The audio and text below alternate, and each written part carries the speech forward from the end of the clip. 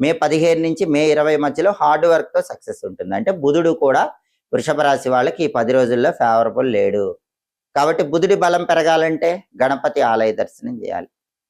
అలాగే సంకటనాశక గణేష స్తోత్రం చాంటింగ్ వినాలి. ప్రతిరోజు గం గణపతయే నమః 21 సార్లు చదువుకోండి. గణపతి మంత్రం చదువుకుంటే బుధుడు ఫేవరబుల్ అవుతాడు.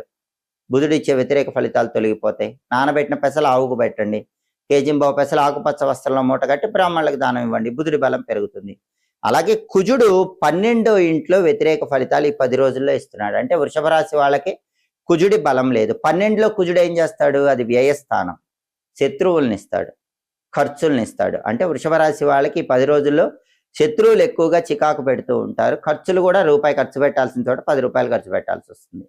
12వ ఇంట్లో కుజుడు ఇచ్చే వ్యతిరేక ఫలితాలు పోవాలంటే సుబ్రహ్మణ్య స్వామిని పూజించాలి. సుబ్రహ్మణ్య స్వామి ఆలయ దర్శనం చేసుకోవటం, ప్రదక్షిణాలు చేయటం.